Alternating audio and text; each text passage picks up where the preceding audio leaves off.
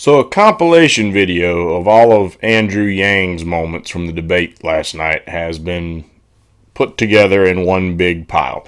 It was a CNN debate, but I'll go ahead and let you know now, CNN most certainly did not put this together. And as we go through the clips, I'm sure it'll become very obvious why CNN did not put this together. In a lot of ways, like Tulsi Gabbard, Bernie and company, for example, Andrew Yang is very outspoken and does not always say what the mainstream media wants to hear. So they certainly have a bias against Andrew Yang, for example. I don't remember if it was Kyle Kalinske or Jimmy Dore who was talking about this recently. But as a matter of fact, it could have even been the Young Turks, actually.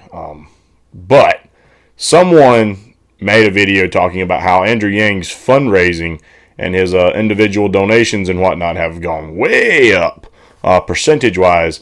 But when they were talking about who brought in the most money in the last quarter, of course, while Andrew Yang had brought in all this money, they had people like Cory Booker who brought in zilch on the screen as far as basically, I guess, who they were giving the time of day to talk about. They were somebody like Cory Booker's on the screen, but Andrew Yang wasn't. Andrew Yang raised more money than Booker, and actually I think was polling higher than Cory Booker. So definitely some bias there against Andrew Yang. So let's just get into it and do reaction as we watch the video. Mr. Yang, do you think there's already enough evidence out there to impeach the president? Please respond. I support impeachment, but we shouldn't have any illusions that impeaching Donald Trump will, one, be successful, or two, erase the problems that got him elected in 2016. We're standing in the great state of Ohio, the ultimate purple state, the ultimate bellwether state. Why did Donald Trump win your state by 8 points? Because we got rid of 300,000 manufacturing jobs in your towns, and we're not stopping there. How many of you have noticed stores closing where you work and live here in Ohio? Raise your hands. It's not just you. Amazon alone is closing 30% of America's stores and malls, soaking up $20 billion in business while paying zero in taxes. These are the problems that got Donald Trump elected, the fourth industrial revolution. And that is going to accelerate and grow more serious regardless of who is in the Oval Office. The fact is, Donald Trump, when we're talking about him, we are losing. We need to present a new vision, and that even includes talking about impeaching Donald Trump. Whoa. Son, hey. If any of you have watched this man's channel, you'll get what I'm talking about. But I like to watch music reactions. Possibly, I think, the most entertaining guy that does the music reactions out there, No Life Shack. Whenever someone, music-wise, comes in, and it's got, he's been doing a lot of rock and metal reactions lately. Whenever they just come in with this big sound out of nowhere that he's not expecting, he just, whoa, I gotta teach you the rules. You can't come in that hard, that quick. Hey, Mr. Yang, we gotta teach you the rules, man. Come on. Just smacking everything around. Pointing out facts left, right, and sideways, getting the audience involved. Even though I didn't hear a lot of cheering when he said raise your hands, and they cut to the audience and didn't really see it. But, I mean, come on, man. He's dead right. I mean, I don't know what the condition is right there in Ohio, but you see all these places just closing. Okay? And unfortunately, a lot of people have become very reliant upon Amazon. It's actually going to be a tool I'm going to have to, I've already tried to get rolling as a way to try to monetize my channel by becoming an Amazon associate. So if anyone clicks through the link, you get paid as a commission.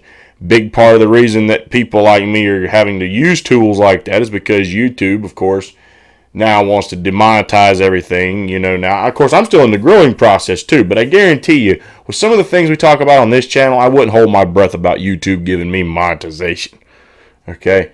So, with that being said, Amazon has created a tool for people to use. People are so reliant upon Amazon, and it has put so many brick and mortar stores out of business. And meanwhile, you look at the fact that they're getting away with barely not paying any taxes. And look at the kind of money that Jeff Bezos is bringing in. You see what I'm saying? So I mean, it's really bad. It's so I mean, just right off the bat there, Andrew Yang is really tapping in to the emotions of a lot of working class people, and he's explaining, hey, I know the Democrats want to say that, you know, racism and xenophobia and white people trying to make America white again is why Donald Trump got elected. But let's talk about some of the real reasons that a lot of people and a lot of Democrats voted for Donald Trump in 2016. Let's talk about the truth here for a moment. So, hey, just immediately, this far into the clip, I like what I'm hearing.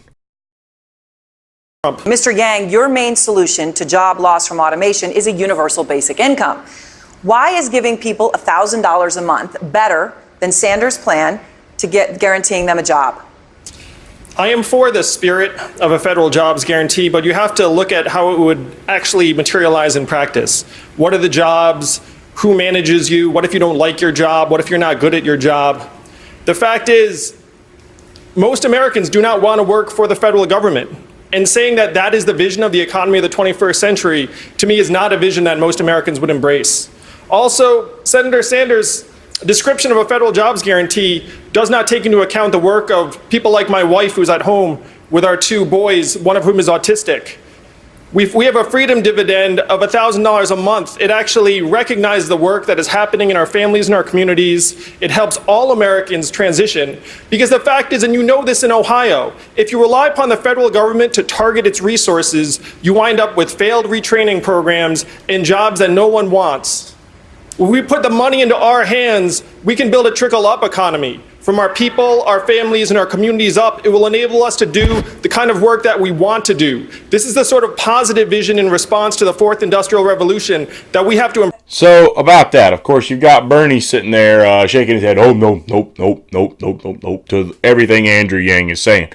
So in between videos, I've done a little more digging on Andrew Yang's $1,000 a month universal basic income philosophy.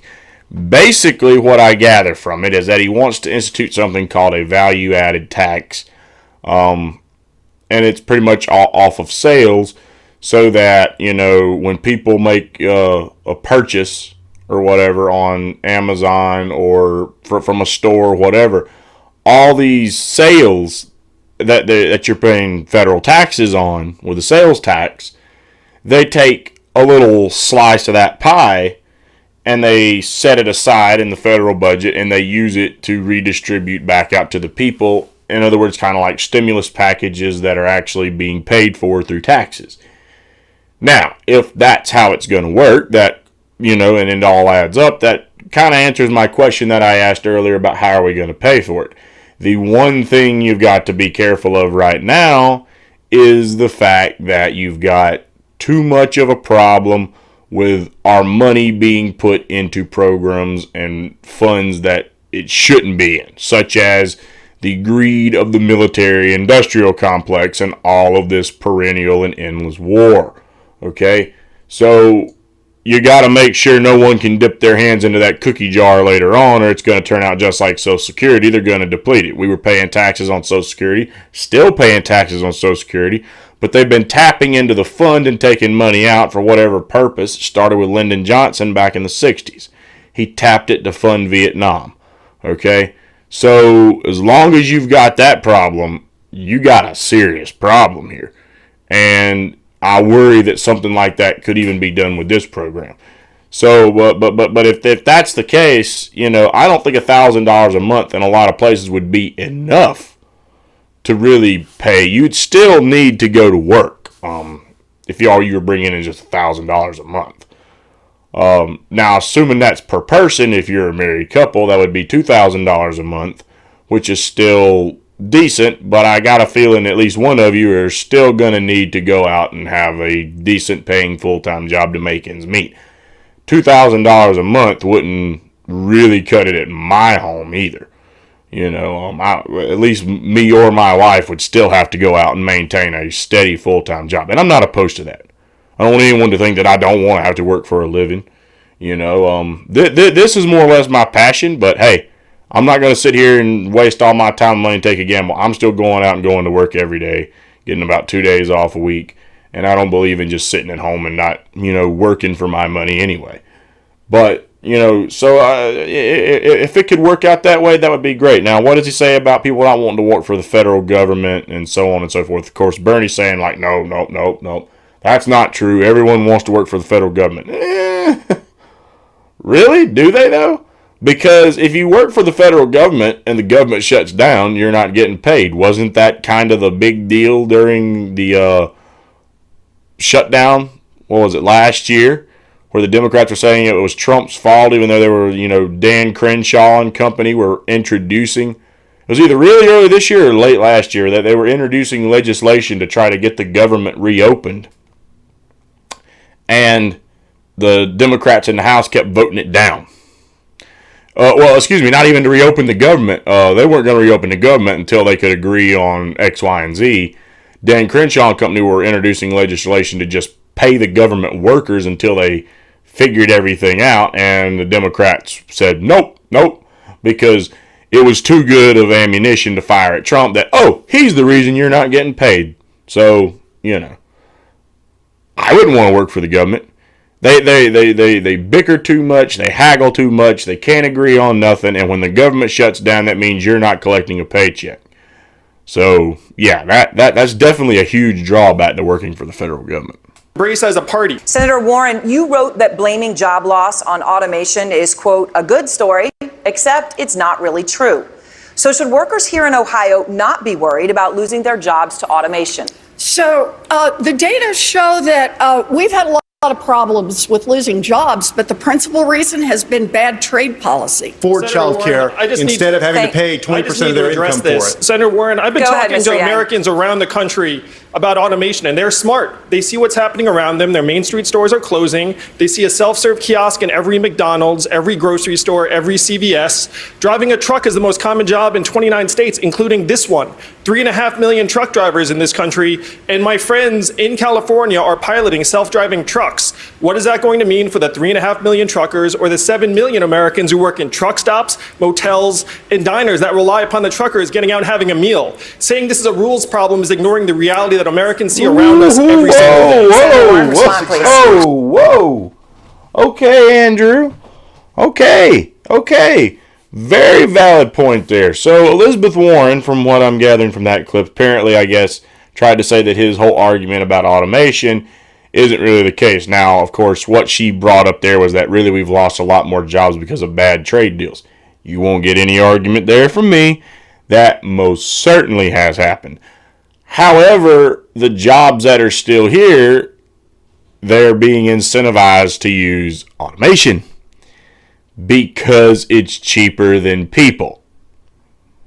You see, and automation is something that's been going on for quite a long time, okay? You don't have to worry about whether or not your robot's going to do exactly what you want to do when you want to do it. The only thing you got to worry about is when is the robot going to break and have to be repaired.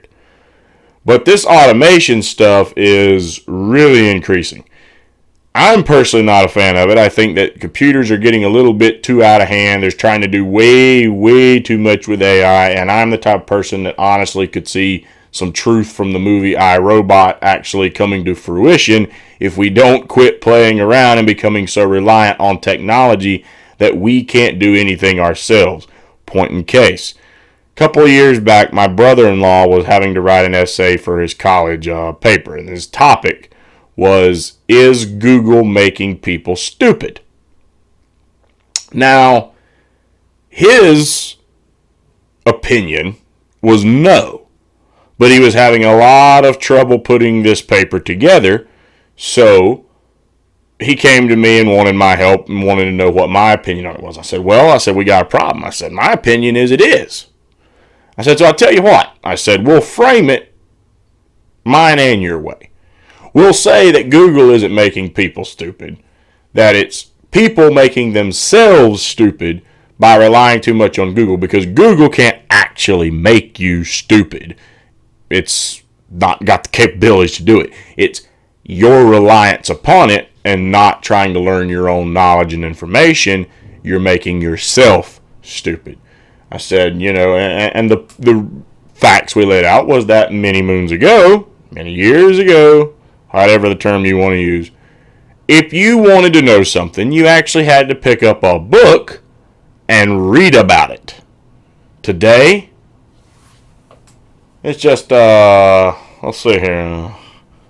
I'll do the Donald Trump ping, ping, pop, pop, pop. That crap. Google. Oh, here's the answer. Done. Now, you spent probably about 10 seconds to a minute, depending on how fast your phone wanted to load and how fast you typed. And then you see the answer. You don't memorize it. You just, there's the answer, and you're done. Somebody asks you about it 3 months later, you're probably not going to remember. You didn't study it. You didn't memorize it. You're relying on technology to do everything for you. You can't crunch numbers in your head anymore. Okay? You got to use a calculator to add everything up. It is getting to the point where people just literally, they're smart enough than the older generations are in a way, because older generations can't operate this equipment. I remember many times having to talk my grandmother through how to change her television from a VCR and DVD player back to the television. Okay?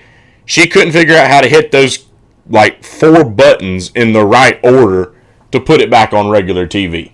And outside of my grandma, I have a aunt today who has trouble doing that. And her DVD player is built into the TV. Literally all she has to do is hit input and go back to TV, and then it's just can't figure it out. And we're talking about stuff so simple that a lot of people in my age bracket would look at it really? You have a problem with that? But then you look at what their skill set was as compared to ours. Someone starts giving them mathematical problems, they're crunching it in their head, and they're getting the answer. Meanwhile, we're like, 1, 2, 3, 4. Where's the calculator at?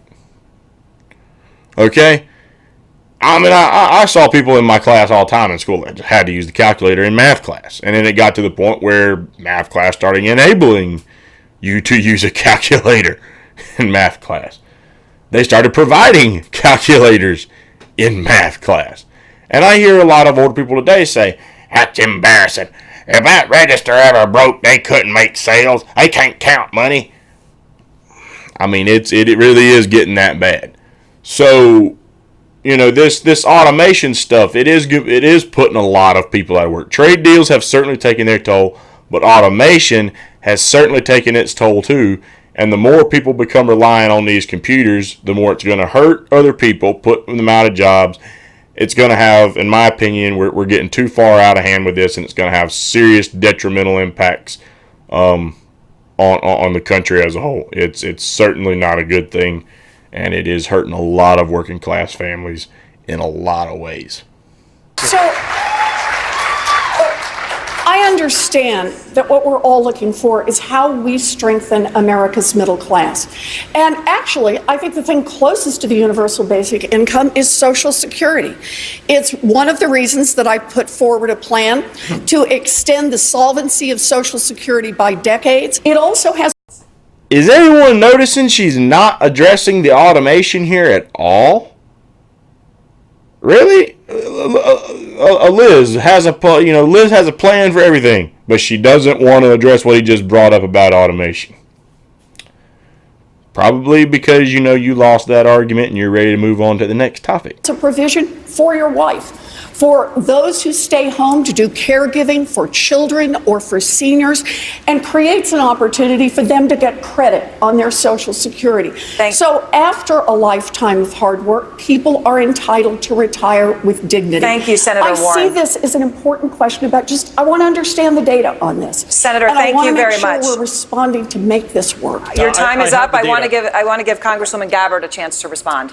Thank you. You know, really what this is about is getting to the heart of the fear that is well-founded. As people look to this automation revolution, they look to uncertainty. They don't know how this is going to affect their jobs and their everyday lives. And I agree with my friend Andrew Yang. I think universal basic income is a good idea to help provide that security so that people can have the freedom to make the kinds of choices that they want to see. Mr. Yang, your response. Would you oppose a wealth tax?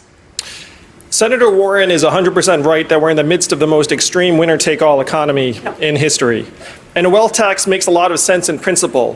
The problem is that it's been tried in Germany, France, Denmark, Sweden, and all those countries ended up repealing it because it had massive implementation problems and did not generate the revenue that they'd projected. If we can't learn from the failed experiences of other countries, what can we learn from? We should not be looking to other countries' mistakes. Instead, we should look at what Germany, France, Denmark, and Sweden still have, which is a value-added tax. If we give the American people a tiny slice of every Amazon sale, every Google search, every robot truck mile, every Facebook ad, we can generate hundreds of billions of dollars and then put it into our hands because we know best how to use it. Thank you.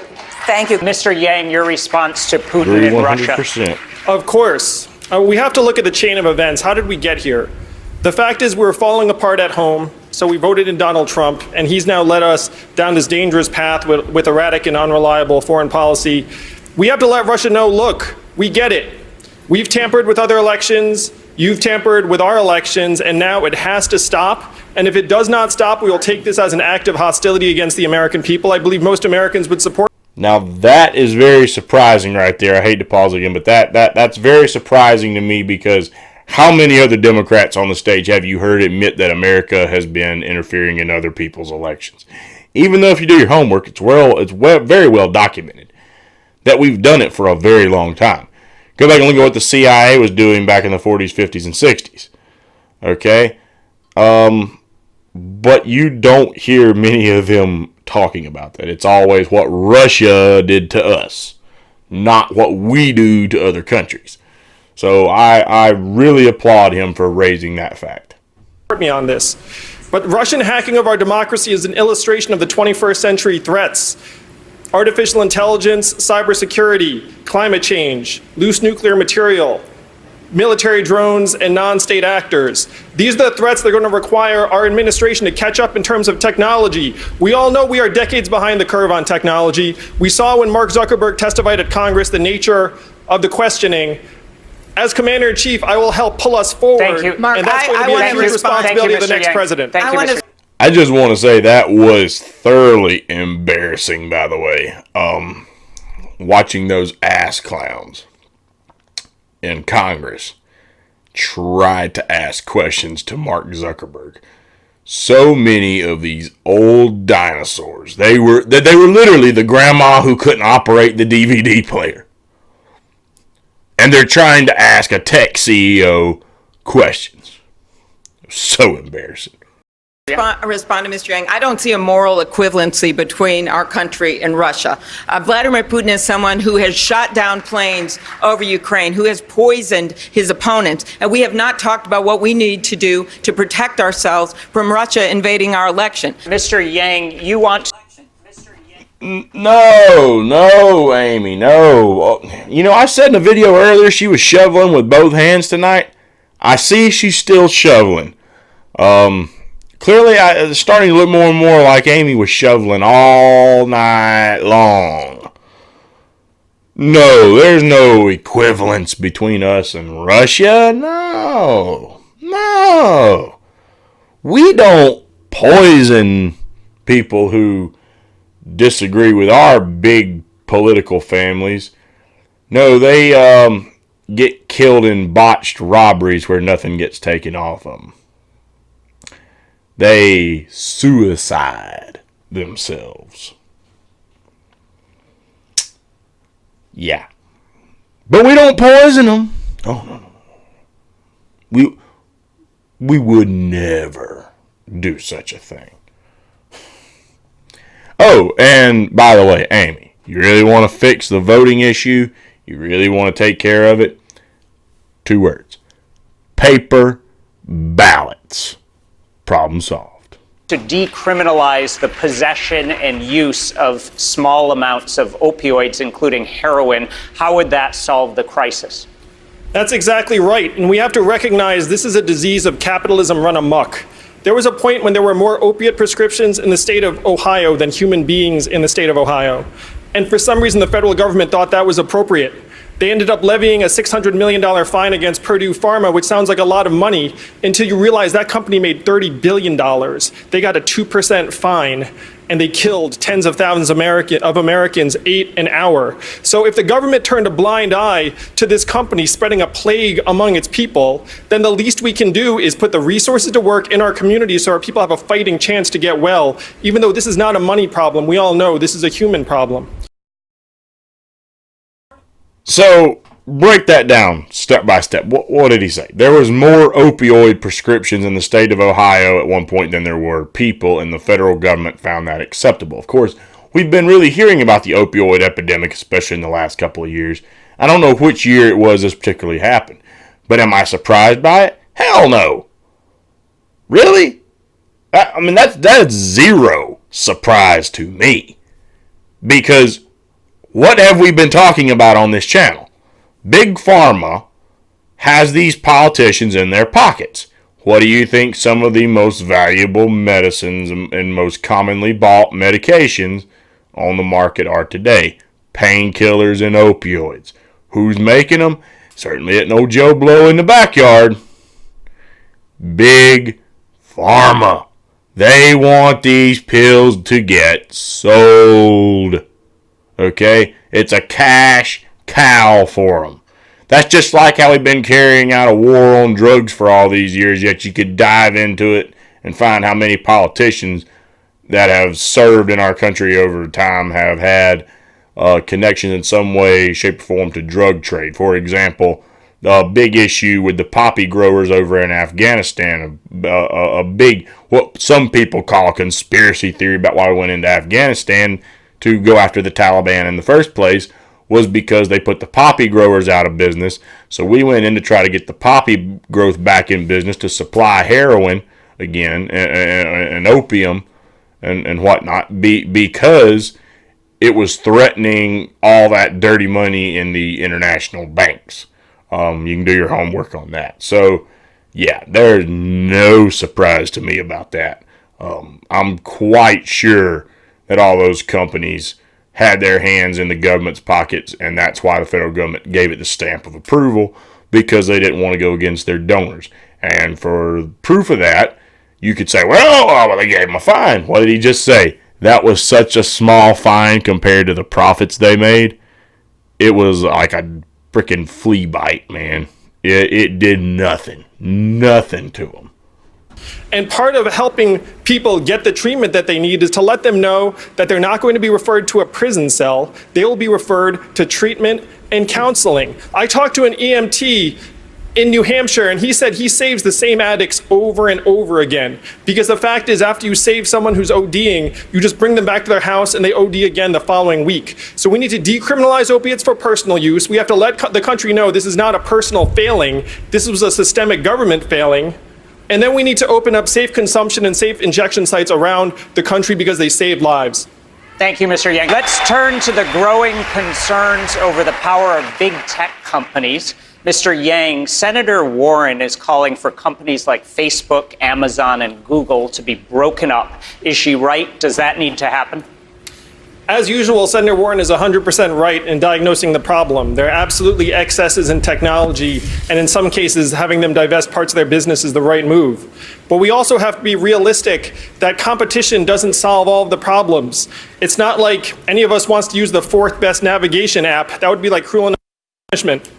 There's a reason why no one is using Bing today. Sorry, Microsoft, it's true.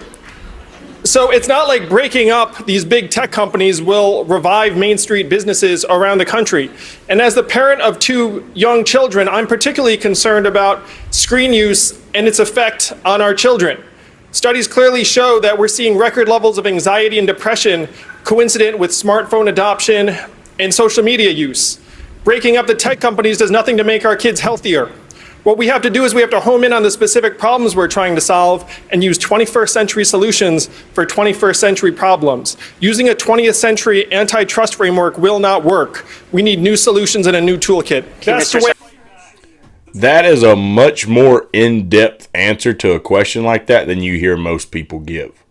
And he brought up things you really don't hear out of most of them, which is the fact that all this anxiety and depression is starting to be linked to people staying and using their phone too much. It's hurting their social skills person to person. It's causing a lot of problems. People who stay involved in computers tend to not really have too much social life. Point in case. I know people whose whole world is involved in computers and games. They don't have the best social life at all. At all. And you can tell when they do have social interaction, it can get pretty awkward. That might not be the right way to put it. It can get very awkward, actually. So, yeah, there's definitely something to be said about that. But you don't hear many people bring things like that up. We can fight back. The best way we can fight back against big tech companies is to say our data is our property. Right now, our data is worth more than oil. How many of you remember getting your data check in the mail?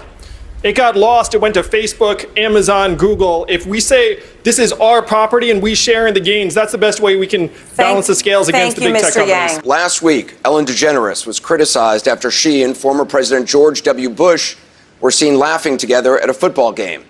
Ellen defended their friendship, saying we're all different, and I think that we've forgotten that that's okay, that we're all different. So in that spirit, we'd like you to tell us about a friendship that you've had that would surprise us, what impacts it's had on you and your beliefs. Mr. Yang? First, I want to thank all the voters tuned in at home. If you don't feel like you answered you got your question answered tonight, it's understandable. There are 12 of us. I'm going to be answering voter questions for 10 straight hours this Friday. My website, yang2020.com, and if you ask your question tonight, there's a better chance I'll get to it. My surprising friendship, it's been so much fun running for president because I've gotten to meet so many Americans I never would have gotten to meet otherwise. The friendship that sticks out for me is a guy named Fred, who's an avid Trump supporter, a trucker. He let me ride in his truck for hours. He spent some time in jail. I heard about his experiences trying to get other people off of drugs. And I'm happy to say that after our ride together, he actually said that he would move from Donald Trump to my campaign, which was a thrill for me, and we've remained in touch ever since. The truth is that what happened to the 4 million manufacturing workers here in Ohio and Michigan and Pennsylvania and Wisconsin and Iowa did not care about our political party. The fourth industrial revolution is now migrating from manufacturing workers to retail, call centers, transportation, as well as to white-collar workers like attorneys, pharmacists, and radiologists. It does not care about our party. Donald Trump had a set of solutions in 2016. What did he say? He said, we're going to build a wall, we're going to turn the clock back, we're going to bring the old jobs back. America, we have to do the opposite of all of these things. We have to turn the clock forward. We have to accelerate our economy and society as quickly as possible. We have to evolve in the way we think about ourselves and our work and our value. It is not left, it is not right, it is forward, and that is where we must take the country in 2020.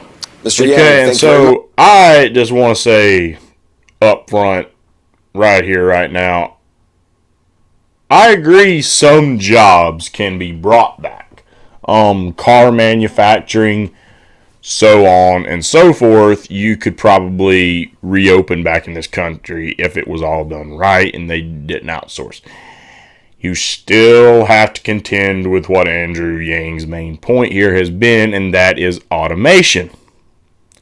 It's going to be incorporated. It's going to take jobs away from American workers. Especially in these car companies where you've got like these UAW workers on strike.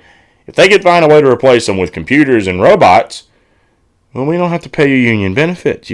Or what are the robots going to unionize? So that goes back to a point I made on a video from quite a while back, actually, that you've got a problem in the country right now where the jobs of tomorrow are some of the biggest ones that are also being shipped to other countries. And that is in the technology computer world. A lot of those jobs end up in China or Japan, but not here. And even in a lot of the ones that started here went, see ya, gone. Those are the jobs of tomorrow. When physical labor is starting to go out the door because we have robots and computers taking care of that for us, we have to get people trained on how to either work on these things or build these things or use these things. And if you're not, you're behind the curve here, and it's gonna hurt you. It's gonna hurt you. Unfortunately, we're not getting very many of those jobs built. And some of the biggest employers out there are things like Walmart and fast food restaurants. And truck driving has been a big career base for a lot of people for a long time, and even automation is now trying to get its hand over into that market. And I have to say, the thought of a driverless 18-wheeler on the road absolutely terrifies the ever-living crap out of me. I don't know how you feel about it, but have you seen the damage that an 18-wheeler can do to a car? Now, imagine one that doesn't even have an actual person behind the wheel, so if the computer ever malfunctions, it's going to smash right over something, man. That terrifies me. And I think whoever has that bright idea needs to be fired and thoroughly rebuked. But they're not going to do it because it's going to cut costs. Another part of it is it can expedite the transportation process because right now there's all these rules on drivers, how long they can drive, blah, blah, blah. Well, if there's no one actually driving, it's just computer. A robot doesn't need a sleep break. So there you go. There's a lot of things out there. They're pushing for it.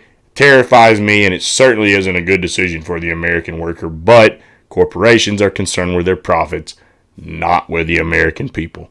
So, like, comment what you thought about this video. Andrew Yang, I'm kind of putting him right there behind Tulsi Gabbard a little bit. I still like Tulsi more, but I think Andrew Yang certainly raises a lot of points. And I will say this. If Tulsi Gabbard doesn't make it all the way, I could be satisfied with Andrew Yang as the nominee. I could see that. And I would like to see Trump versus Andrew Yang. Because, I mean, you've got two entrepreneurs in a lot of ways on a stage, except I think Andrew Yang might actually, be a little more in touch with the modern job market than Trump may be. But I think that would make for an interesting set of debates. So, if you like the video, like it, and drop a comment below on what your thoughts are. We'll see you next time. Thank you for tuning into this episode of the Independent Report. If you like the video, please give us a thumbs up and like the video. Also, if you have any questions or comments that you'd like to ask or topics you'd like us to cover, please drop a comment in the comment box below. And also, please subscribe to the channel. And if you do subscribe, ring that bell so you'll stay up to date when we drop new videos and you'll get notifications of it. And also, please support us on Patreon. Funds are going to be used to grow and improve this channel so we can reach more and more people and spread the message that the mainstream media doesn't want to tell people. We hope you'll tune in next time.